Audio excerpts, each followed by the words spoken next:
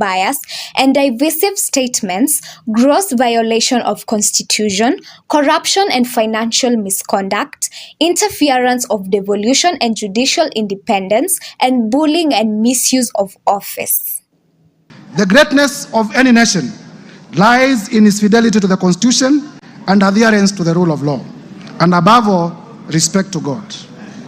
And Mr. Speaker, it is this persuasion, Mr. Speaker, that has made me to bring this motion of impeachment against the person of the Deputy President, His Excellency Rigathi Gachagua. For the record, and Kenyans listen, I have no grudge, I have no malice, I have no ill will, I have no personal vendetta against His Excellency Rigathi Gachagua. I am just doing my duty as a citizen of the Republic of Kenya and executing my mandate as a member of this House as mandated under the Constitution to bring this motion. The impeachment tabling follows a series of constant attacks against the Deputy President by several members of Parliament claiming that he is not fit to hold a public office. Religious leaders have also urged the members of Parliament and the citizens at large to remain calm as they await the final decision that will be made by the National Assembly. Caroline Muthoni, reporting for EBN News. Wow, what a report. Now, after intense lobbying among legislators, the focus now shifts to the National Assembly, the originating chamber in the impeachment process of Deputy President Rigathi Gachagua. Guided by particulars of the grounds for impeachment set out under Article 150 of the Constitution and Standing Order 65 of the 6th edition, the process is quite elaborate.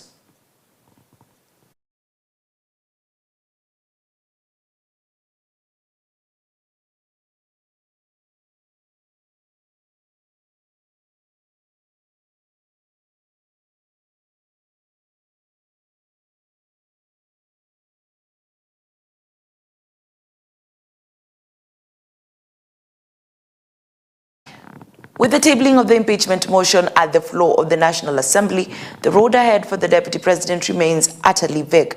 So what next for the truthful man who now has to come to terms with the reality of the day that even his boss, President William Ruto, could not save him? With the ouster initiated, Rigathi Gachagua will have to go through the motion as he will keenly be following step by step. A lawyer, Moses Kimanzi, analyzes the Deputy President's precarious position he finds himself in.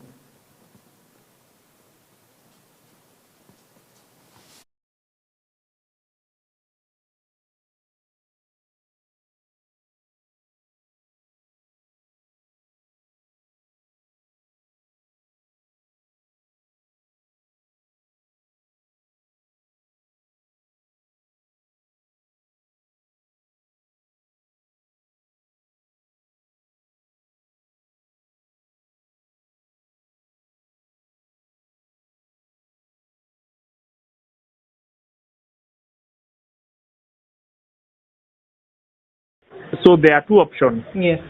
He can resign. Yes. Or he can stand still and hope that the impeachment motion will not carry the day. Because if it does, then his calculation will have been wrong. Yeah. So from where I sit, I think they are just trying to instill pressure on him so that he can resign. He may not want it to get to that. So the impeachment card, I would call it a gambling card. It will depend on certain things. Now, the card that the Deputy President has, as it is now, in the Constitution that we are using, if you get impeached, you cannot hold public office again. He could resign. Yes. He will save his face. Meaning he can still have a political career. But if he gets impeached, of course that will mean that he will go into political oblivion. Thank you very much. That will do.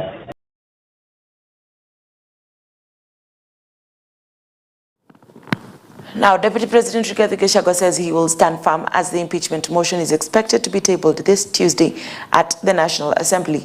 Speaking with the media on Monday, Deputy President Gachagua says he is aware of the consequences of being impeached and his life will continue normally even after impeachment. This is after he stated that he will not resign, a move that will save his political career rather than getting impeached, where he will not be able to hold any public office again. Now, members of parliament are demanding for security assurance following the tabling of an impeachment motion against the deputy president. National Assembly Minority Leader Junet Mohammed urged Speaker Moses Wetangula to liaise with the recently installed Inspector General of Police Douglas Kanja to guarantee security to the MPs who voted in support of the impeachment motion. The firebrand lawmaker claimed that some of the MPs had expressed fears about supporting the motion, since it involved removing the country's second in command.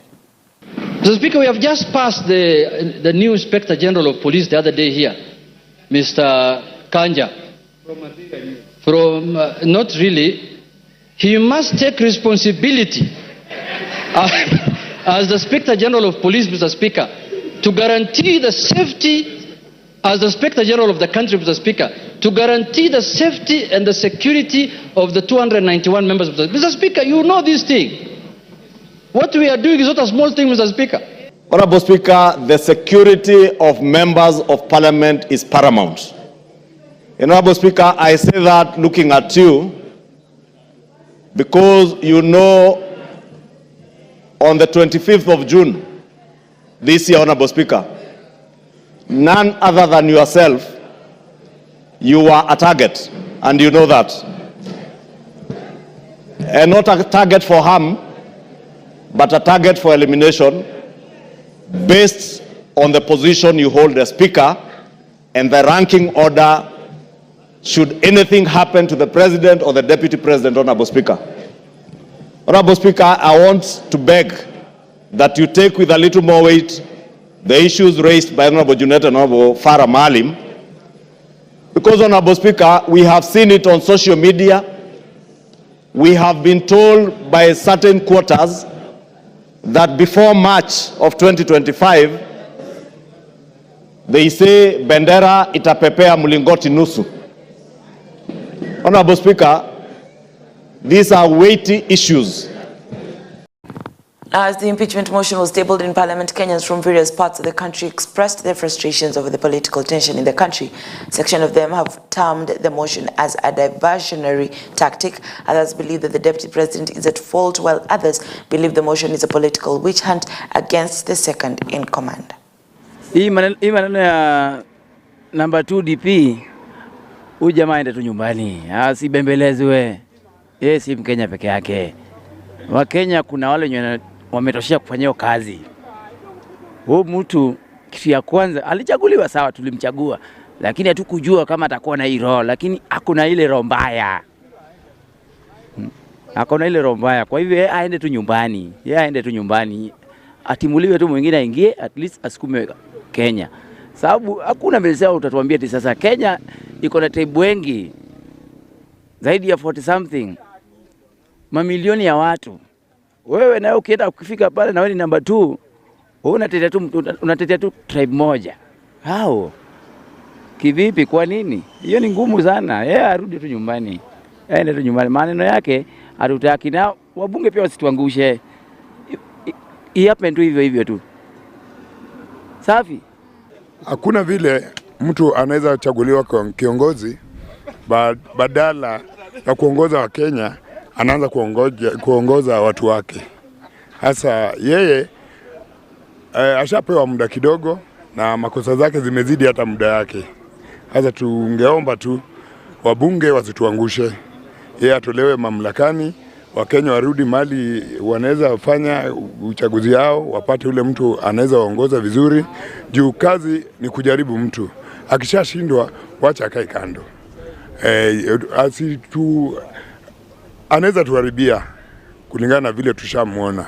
Hasa si lazima tukalishe mtu wa kuharibu, na muda wetu pia tushasikia siasa mingi kulingana na vile amekuwa akiharibu vitu mingi. Sasa yeye akae tu kando, Kenya izidi vile iko.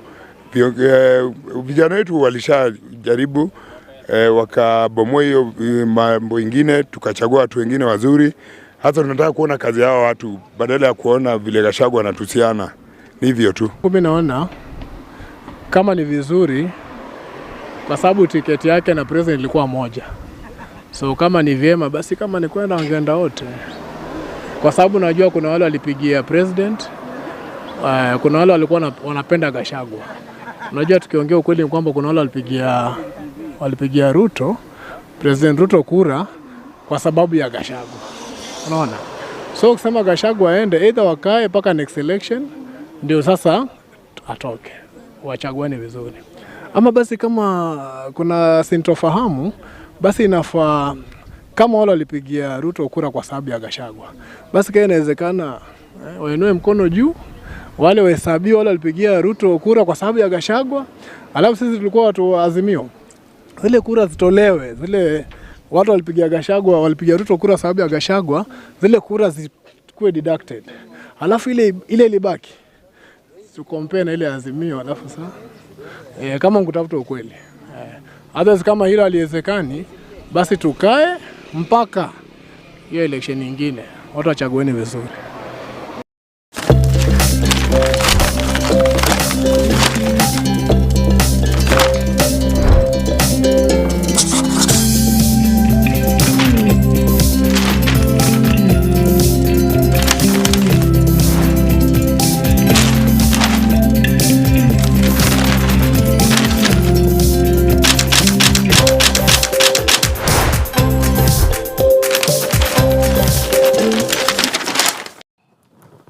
Welcome to the newspaper review. Now we are kicking it off. Of course, each and every paper has taken its own time to say a thing or two about Gachagua's impeachment. Starting off with the Daily Nation. From the Daily Nation, it's the top page, beginning of the end. Now, after months of shadow boxing, the tabling of an impeachment motion against Deputy President Rigathi Gachagua and President William Ruto's loud silence, mark the breaking point of a political union that has been tested to the limits over the past 2 years. Will the DP survive the oncoming onslaught?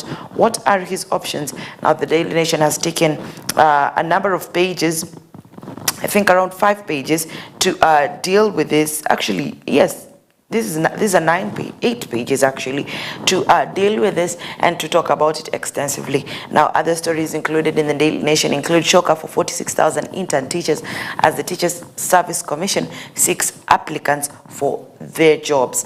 Now, this means that 46,000 intern teachers are being replaced with new teachers, and that means that the interns are not going to be absorbed into the system. Now, have you cleared your Hustler Fund loan? State in plan to raid M-Pesa and airtimes. So it is believed that the state wants to refund or reimburse itself of the Hustler Fund loan by either taking away money from your M-Pesa accounts or from the airtime balance that you might have. Interesting. Now, 291 members of parliament who want Gachagua out are being mentioned right there in the first page of the Daily Nation. Actually, in the first page, they're mentioning 24, and they're saying the rest continues on inside the other pages. Now, patients stranded in chaotic SHIF rollout, 2.75% of Kenyans' earnings that will go into SHIF from this month of October. That is the story that the Daily Nation is going with. Of course, at the back of Daily Nation, they're going deeper into the stranded patients in hospital due to the shift rollout that started yesterday officially as NHIF was done away with. We go to the Star newspaper. Now, this man, Mutuse, the lawmaker behind the petition to kick out the deputy president, charges Mutuse claims the deputy president used 22 companies to allegedly launder money. Now, graft claims top list in Gachagua removal motion. Now, impeachment grounds have been tabled right there in the Star. Number 1, failing integrity test, bullying KEMSA officials, insubordination, undermining the president, amassing questionable 5.2 billion Kenyan shilling wealth, abusive and insulting words, gross violation of the Constitution, public attacks on judge, contradicting president on critical matters, undermining national unity, and of course the topmost being inflammatory and insightful utterances. Although I have a question, if I may ask, abusive and insulting words. What about the rest of the members of parliament who do that almost every time they get to the house or to the floor of the house? Think about that. Now, Shah's rocky start as hundreds of patients miss life-saving dialysis. Then a woman dismissed as concubine wins right to bury her husband.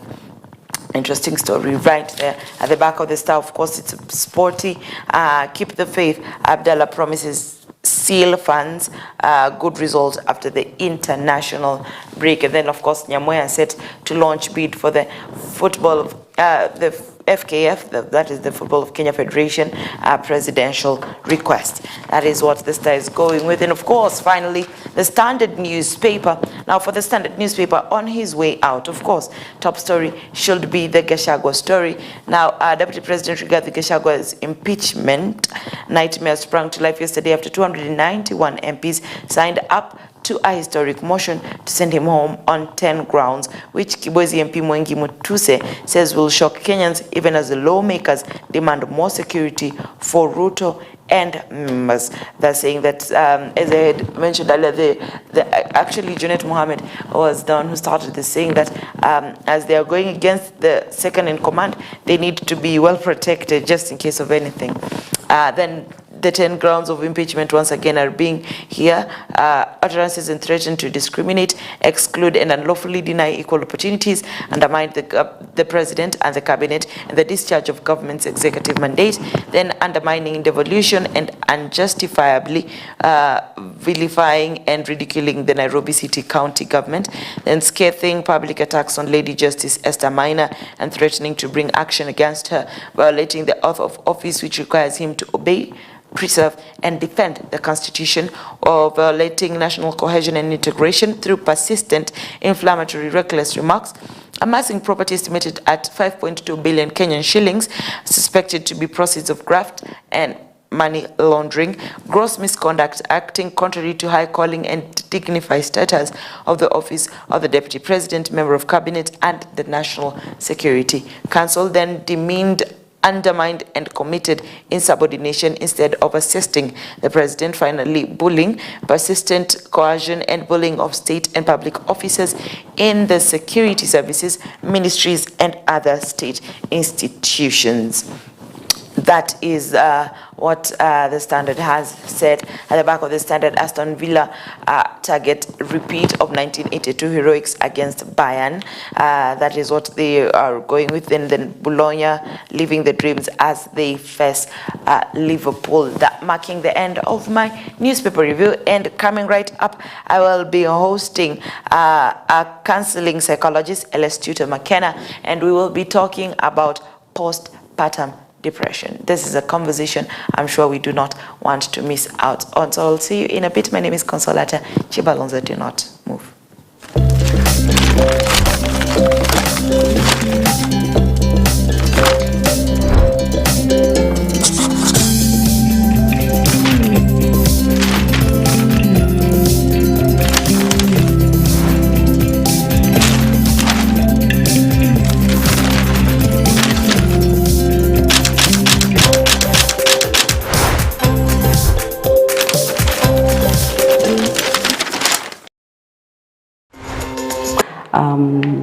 And then we also have, those are people that give medications. So for us, I'm into social. Okay. So I counsel on social issues that affect people. And when we refer people for more counseling help, we refer them to psychiatrists. Yes. Okay. Yes. Oh, are you done with the introduction? Yes, I've done with the introduction, and I will continue. Yeah, yes, you will. As we continue, yes. Okay. Yes. Now, today we want to talk about postpartum depression. Now, maybe just to kick it off immediately, what is that? Postpartum, not postpartum, post-trauma post-traumatic. Yes. The trauma that gets to you after you have delivered a baby. Now we know perfectly well that a child is a blessing from God, right? You bring a child into this world, and 90% of the time we usually sit down to pray for children. Yes. There are people right now who are struggling in one way or the other in trying to get children. They go, they seek all this medical help, and then later on you come and hear that after someone delivered their child, they got to experience or to have this postpartum depression, and now their child is no longer a blessing to them. So postpartum depression, it's a kind of mental disorder that affects people after giving birth. But it's good to note that people who get postpartum depression, the biggest number of them are people that are already stressed during the pregnancy journey. However, there are others that will get this postpartum depression after a very intense labor, a labor pain. And there are those that will also get it after delivery because of maybe the kind of a baby they delivered. Maybe they wanted a girl, and they got a boy. Maybe they wanted a boy, they got a girl. Pushed by the society and the cultural practices and everything. And there are many reasons that surround this postpartum depression. But it's depression that affects people after they deliver a child. Yes. How common is this? It's very common because especially when you're giving birth the first time, because you see everything is new.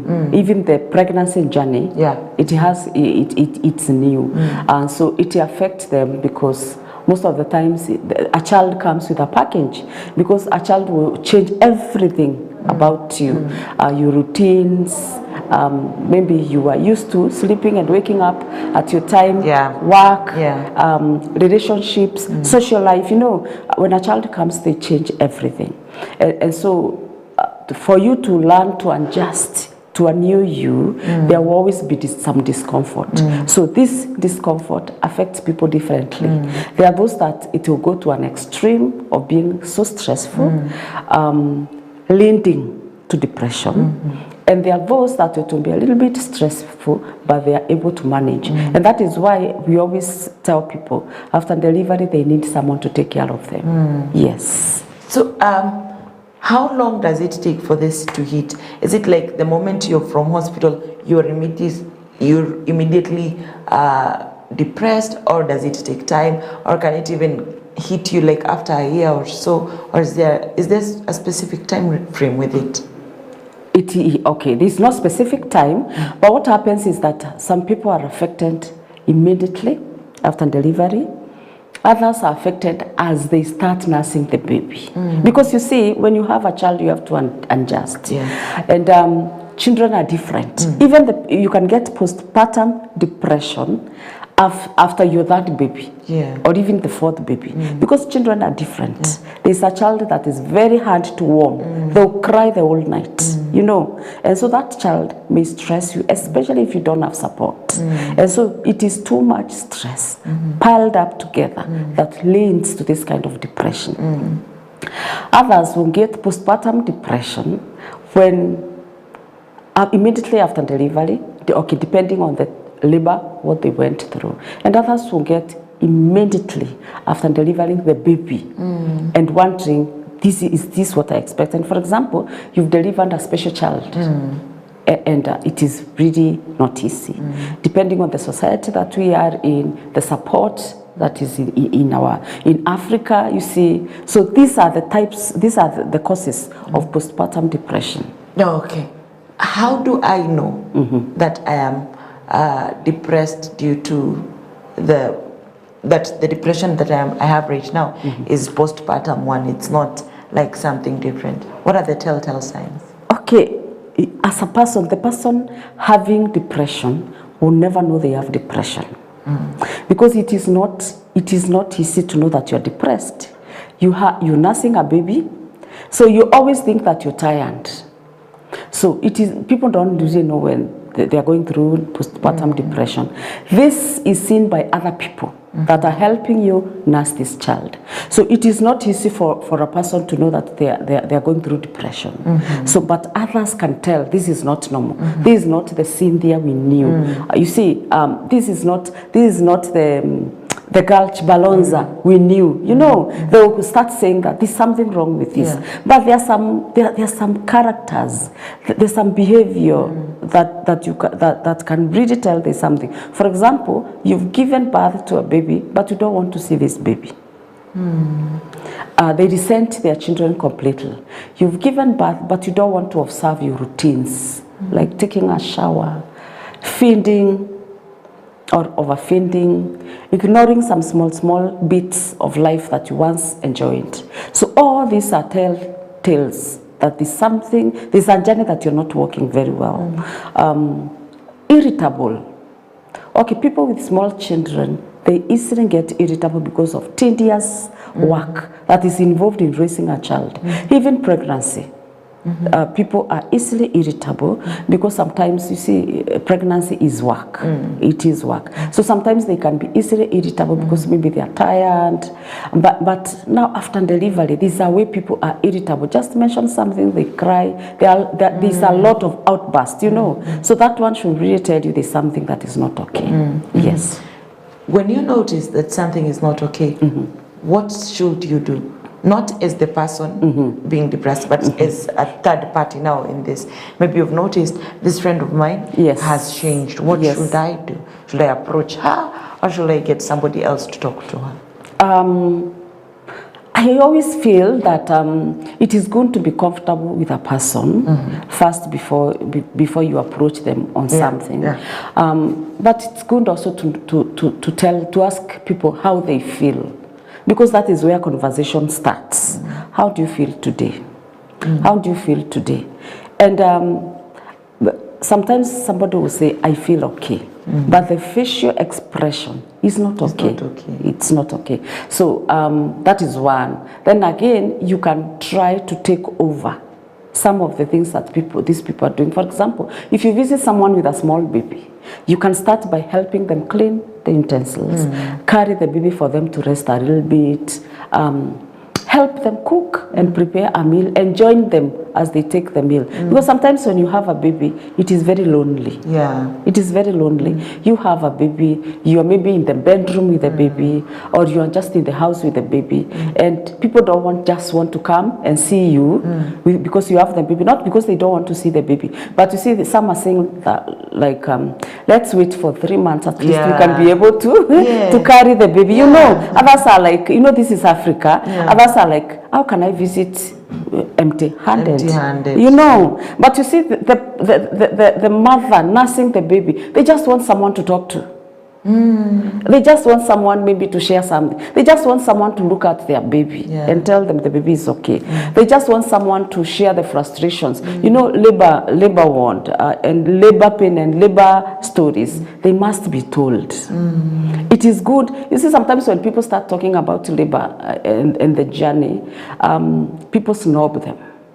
But this is a journey that needs to be told and retold, until it is no longer a nightmare. You know why? Because it is a tough journey. It is a painful journey. It is a worry. Even if you're giving birth to the 5th baby. Of course. All experiences are different. So these people are lonely, so we need to visit them. Ask them what they are going through, how they are feeling, how the nights are. How are they adjusting to the new routines? So these are some of the things that we need to do as a society. Okay. Yes. Does such a mother, growing up maybe with such a mother, how does this affect the child in question? It has a big, the effect is big. Because you see, for example, you're giving birth to the second baby, and you already have another baby. Babies will never ever understand that you're going through something. Not unless they are told you're not feeling well. That is the one they know.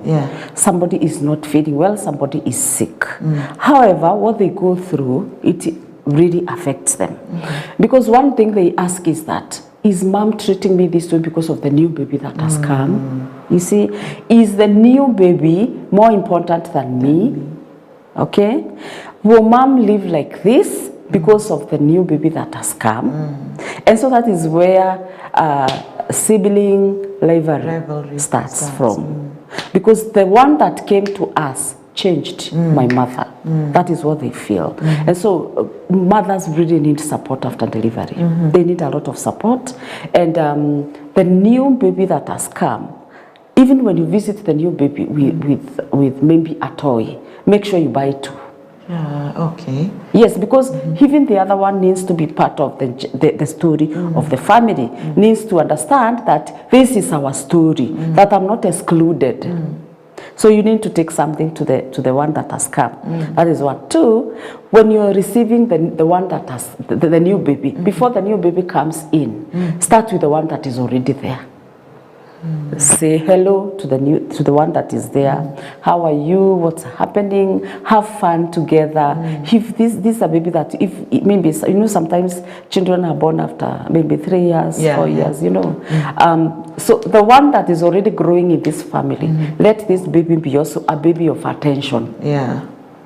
So that when you tell this baby, now can we carry the other one that has come? Because you need also to ask, can I carry your sister? Can I carry your brother? If she says yes, fine. But sometimes these children, they say no. When you start carrying the other one, they say no. Because they feel the one that has come has invaded their territory. And especially if we never prepared them. Because it is good for a mother that is expecting a baby to tell the other children or the other child that there's another child coming. So the pregnancy needs to be part of the big family. So that when you know that you're 3 months, just start saying there's another baby growing in my stomach, and very soon this baby will come. So that all other children can be prepared, or the other child can be prepared. So that when this other baby comes, you can now start talking of the baby. You can also use the dolls to prepare this other one. Otherwise, if you don't prepare the new baby coming, and then after delivery you start getting this postpartum depression, then the other child won't be depressed. And this is what leads to childhood traumas. A baby that comes and the mother that is sick, so the other child gets trauma. And you see, when a woman is sick in the house, when the woman is going through mental issues in the house, she affects everything of the husband, the servants that are helping her, and the children in the house. So it really needs to be checked. Thank you. Now, what about the fathers? Do they experience any kind of depression, any kind of change within their mental space during this time? Yes, they do. They do, because you know, see, pregnancy is hidden. You can never visit this baby and know how this baby looks like, you know. And I don't know why, in a way, in our society, when a woman is carrying a baby, there are many stories that come along. And these stories are shared. You see, you can't hide your husband that I've heard about this. You cannot fail to tell your spouse that my friend got a baby and this happened. Or she went to this hospital and you see, they did this and this. They did this and this. Or maybe we're in a bus and a baby got lost. You know, these stories are there. And little do people know that these stories that are so negative, they affect mental negatively. They are thought processes. It is affected negatively. And so this man also, as you're going through hard time, he's also going through something. Because you notice that some men, when the woman is going to deliver, they hang around. And they hang around, mostly being so possessive that, will the process be okay? Will the baby be safe, depending on the hospital that you are in? And after delivery, how, you see what will happen? They get relaxed after the baby is born. However, they also go through postpartum depression. They go through that because already, see, there was a stressor. And so the healing journey involves a little bit of stress. And especially when the baby is, I keep on saying hand to womb, they cry a lot. They also need to adjust to a new routine. So there is a moment of stressful time to men too. So men also go through this stressful time, and that is why you see women go through postpartum depression, because also the man is going through something that is not also addressed. And most of the times we address women, we forget men. Yes. For men, it's usually difficult for them to come up and say, I'm going through something, or this is happening to me. How will they know that indeed they need help? Because as we had said earlier, you know, for the ladies, you will see, you will go, you will help them, you'll help them clean the house, you'll help them hold the baby, go talk. Men don't usually do banter a lot as the ladies do. So how do I, a third party, see this in a man? How do I help this man out? Okay, mostly what happens is that men, they will not really talk about this being a problem, but they will ask their friends. She's going through this. How do we help her? And most of them say take her to a counselor, or when you take her to clinic, you talk about it. But you see also men don't take their wives to the clinic, to this baby, you know, clinics.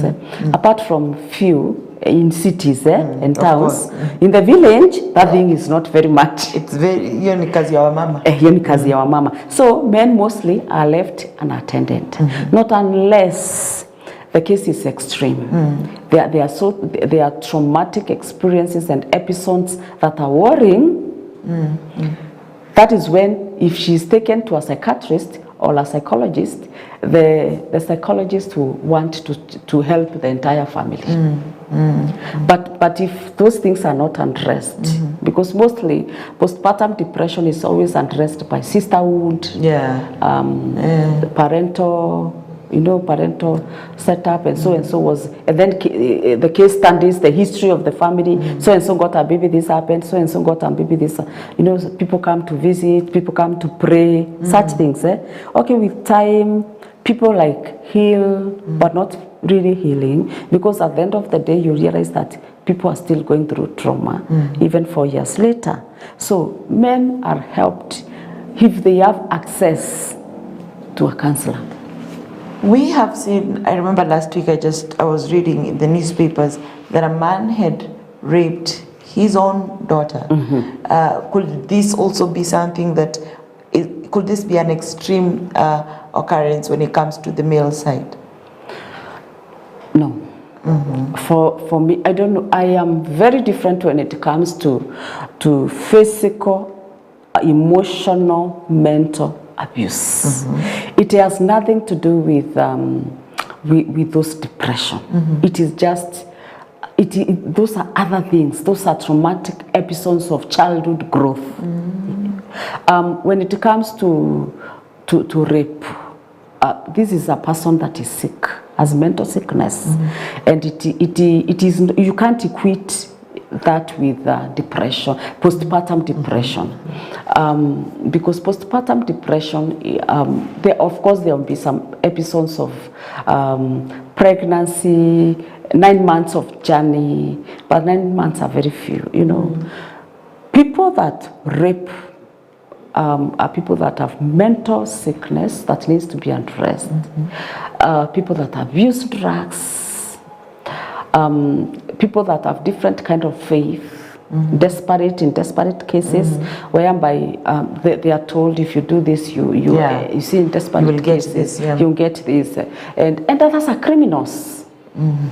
Others are criminals. So when it comes to raping children, and especially children, that one, it is crime related, drugs related, childhood traumatic experiences, and sometimes desperations. What leads someone to rape their own child? If most cases that we've seen or we've heard, it's this neighbor raped the neighbor's daughter or the neighbor's son. It's always been that way. But what blocks the man from seeing that this is my daughter and still going forth and harming the daughter? Okay, most of the times I keep on talking about our family of origin. Where did we come from? Have we ever witnessed such a thing being done to maybe to your sister, to your brother, to your cousins, to the villagers around? So the family of origin is something to count on. When we talk of drugs use, people have something we call altered consciousness. They don't know what they are doing, and even if they know, they are not in tune. Their mind, their thinking, their decision making is so much altered. You see, we also talk about people that are going through mental illnesses. So these are people that, of course, we are talking about the consciousness of the mind, and we are also talking about desperate cases. Desperate cases whereby I had cases whereby somebody is told, if you rape this one, you get well. And you see, pain and desperation, especially sickness, people may not want to do it, but because of desperation. Again, crime, criminals. And that is why rape is treated as crime. From day one, rape is crime. It is not even talked about you raped your daughter. It is you raped a child. That's all. Yes. So it is a crime, and we need to treat it as crime. Yes, there's nothing that can lead you to do such a thing to your own child. It is not postpartum, it is not what, it is just crime and other things related. Now, this discussion started up sometime last week when a mother, the child was, I think, 2 weeks old, if I'm not mistaken, maybe I could be wrong, but the child was young, and the mother beat the child, aliuma mtoto to death. Is that also an extreme case of postpartum depression, or is it the same thing, just a criminal mind? Okay. We would like to treat it as suicidal case. Maybe she wanted to kill the baby and kill herself. Okay. Or was she mentally sick, schizophrenic, whereby everything is illusion. They see a child and they see something else different. Is this person traumatic? What happened when they were growing up? Was she beaten that way by maybe a caregiver when she was very young, and it was always in the subconscious mind until she did it herself? So there are many things that play here. We cannot call that crime because you see, this is someone that has given birth, and so the labor pain came. So this is also part of postpartum depression. But you see, these are extreme cases that we would like to know what was playing around. How was the pregnancy journey? And that is why I encourage women, the moment you know you're pregnant, kindly visit a clinic.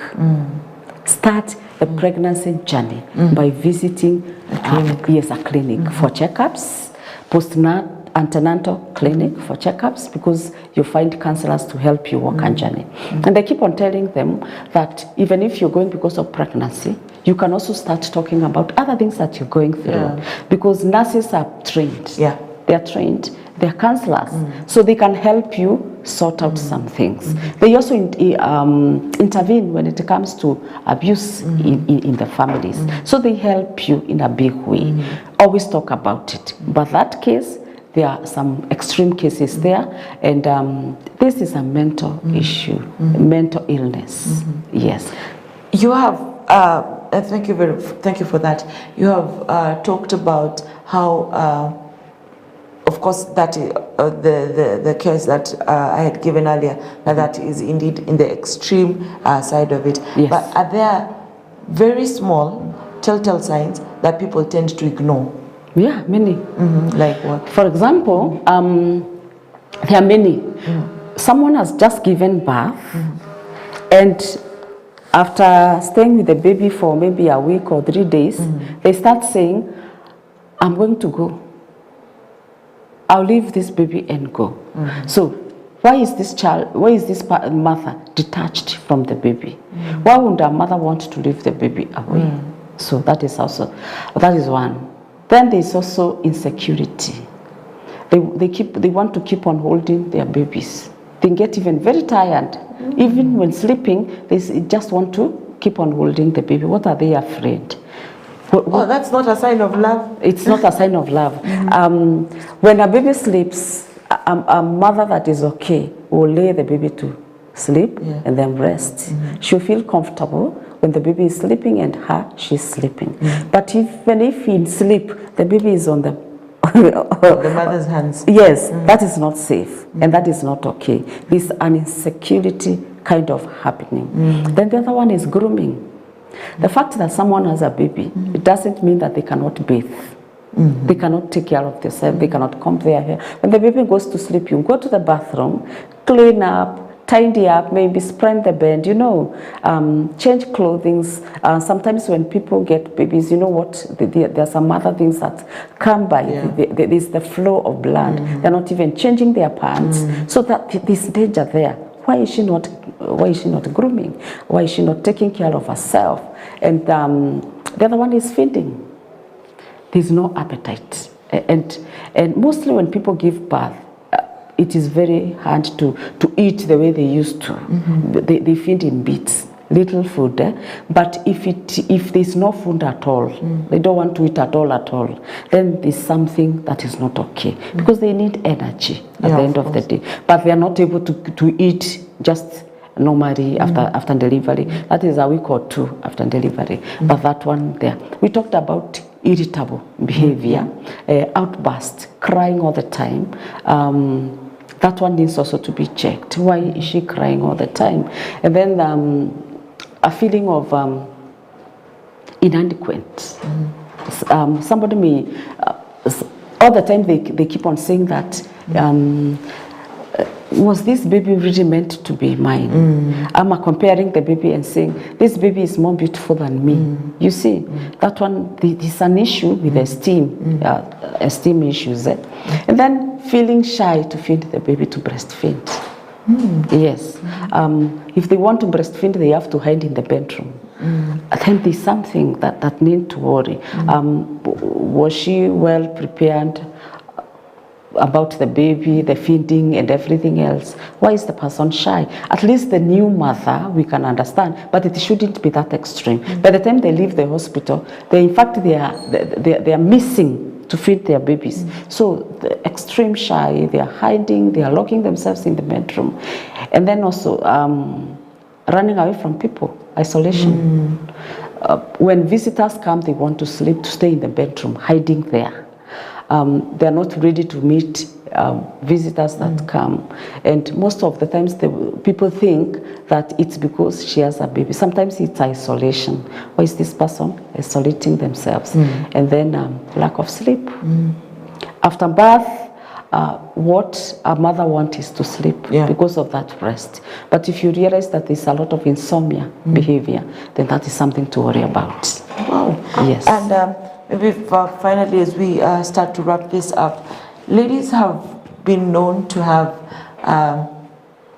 the nurturing aspect as mothers. Yes. It's within their DNA to nurture. But we have seen, there's this case I was seeing that someone gave birth. After they had given birth, they went for the child before. I had 4 children, so when she gave birth to the 4th child, she did not want to breastfeed the 4th born, but instead was breastfeeding the 3rd born. And the 4th born, I think, died of malnutrition. I'm not sure whether the child died or was just taken away from the mom. My question would be, when you take away this kid from the mother, are really helping the child, ama ungewaacha tu vizuri aendelee the nurturing aspect that you can get from a mother? It's going to take the child away. It was a good decision because now this mother has resented this baby. There are many things that are playing here. There could be conception. There could be the whose child, even if she might be married, but who's this child? Does this child belong to this man? Or it's a child out of wedlock, Then the other thing is that the relationship. How comes they are not relating very well with the child? Because there is a relationship issue here. Was it a wanted or unwanted child? Yes. So if this child was unwanted, it means the child is not even wanted in the environment. Yeah. And it means that this child was not even wanted in the womb environment. In the first place, You see? So this child had just to grow and survive. The child came. So the easiest thing to do is to give this child a safe home to grow. Because this home, this child will not be safe. Why? Any mother that is not ready to nurture the child, it means that she will not give this child a joyous life. She will not be able to be there for this child. And this child won't be frustrated throughout. These are the children that say that they were hated among others in the family. So the easiest thing to do, or the safest thing to do, is to adopt off the child. Yes. You have... of course, we've talked and we've seen that there are some cases that you can't prepare for, and sometimes it just hits you that you're depressed. But what are the things that we can do as ladies or aspiring mothers out there that they can do that can help them maybe to either avoid completely or even reduce the impact of falling into the hands of postpartum depression? Okay, thank you. Now, most of the times is that we may never know what is happening in our lives, but it is always good to do self-care. Self-care means that you address issues that disturb you in life. Every person in life has issues, the challenges that you're facing. May it be relationship, may it be financial, may it be social. Whatever that is bothering you in your life, you need to address it so that you can do something we call self-care. Then also check about your health. This one can be done by medics. There's something we call well woman, whereby you check every part of your body, what is happening, what is going on. Pap smear, breast checks and everything. Because these small gritty issues in the body, the pains, the aches here and there, they give you stress. And little do you know, if you get a baby, when you have such stress, then it adds to the stressor of life that pregnancy will take you through. So it is good to do self-care. It is also good to know that you shouldn't isolate yourself as a woman. Not even in pregnancy, not even in which age. Every woman needs not to isolate herself. She needs to be with society and she needs to be social. Why? Because women are emotional beings and our emotions can only be addressed when we are out there. Every time you isolate yourself, then a lot is happening. You're thinking a lot of things and no one can help you to unlearn, relearn. You know, we need to be helped by people. Sometimes you may be thinking, this thing that I'm doing, it's the best. But somebody else can come with better and more better things. So it's always going to take yourself out there as a woman. Go to church. Go to chama, have chama with women. Go to the marketplace and do something. Don't just sit there because you'll be depressed. Life generally, life is depressing. You see, and you need to be sharing. Even here as we are talking, we are sharing. I'm getting something out. By the time I'm through with this program, I'll be tired. You see, of course. So it is always good to share. Prepare enough. Who are you giving birth with? Who is this one? Who will be the father of your child? Because we keep on saying, people think having a baby with so and so is easy. It is not. It is not. Because this child will also need emotional support. Will this person be willing to support you? Where does he come from? Are you ready to manage the culture? I keep on saying, Kenya and Africa in general, it is a mixture of culture from this community to the other community. Are you okay with your culture? So that by the time you're pregnant and you're told in our community, a pregnant woman needs to do that. Are you okay with that? Yes? So that it will not stress you. And it is also good to know that it is good to have money. At least something. Not just nothing. So that if you feel like you want to eat a sweet, you can buy for yourself. And if you feel like you want to walk around, buy Saunders and go to somewhere, at least you can take yourself. If you want to buy yourself this kind of clothing, it is good to have something for yourself. Because on the other side, a child is expensive. Yeah. It is quite expensive. Even that, those 3 months of nurturing this baby, it is an expensive affair. So it is always going to be prepared mentally, psychologically, you know, emotionally, physically. Is your body able to carry this pregnancy? Are you going through an illness? Has your doctor agreed that you need to have a baby? So all these are things that you need to ask yourself. How about your marital status? Are you married or single? If you want to carry this baby as a single mother, then what are the pros and cons of raising your child alone? Because some single mothers in this country or in the world, some are not single by maybe batimbaya. They are single because they made that choice. So are you ready for this journey? If you're married, then who is marrying you? Or if you're courting, what is your number one choice? Is it to have a baby, or to marry first and settle, then raise a child? So all these are things that a woman needs to consider before having a baby. Maybe somebody has heard you at home and they're like, hey, if that is the case, I do not want to give birth, I do not want to become a mother, I will avoid it. Or a man has heard and is like, hey, maybe maisha yangu sitaki kujistress, I'm going to avoid that chapter of my life. How would you encourage them? I wouldn't encourage somebody to have a baby if they've not made that choice. I keep on saying a child is a hand choice, because a child is a lifetime affair. Whether they are 40, they are your children. So I would like to tell someone that prepare well before you can have a baby. Make an informed decision. And in case you have a baby, just by not sisemangi bad luck. In case you're blessed with a baby, please take care of that baby. Because I always tell people, please take care of that baby for me. Because if you won't take care of that baby, the baby won't be my issue out there. This baby maybe will do things that will affect me. So please take care of that baby for me. Yes. Thank you very much. And that marks the end of today's session. I hope you had a lot to learn. I think this is a conversation that needs to be going. I don't think there's enough sensitization that has been done towards this issue. Is that right? Yes. True. I don't think people have talked about it enough. I think ladies are just suffering in silence. And ladies, we were not meant for the silence. We both know, you and me know, we were not meant for the silence. So thank you very much, Daktari. Karibu sana. Your time was amazing and we enjoyed. Yes. Thank you very much, my esteemed reviewer, for taking the time to just listen to what we had to say about the postpartum. I'm almost confusing it with postmortem. Postpartum depression. Postpartum depression. Yes. So in case you know someone and after the discussion you think,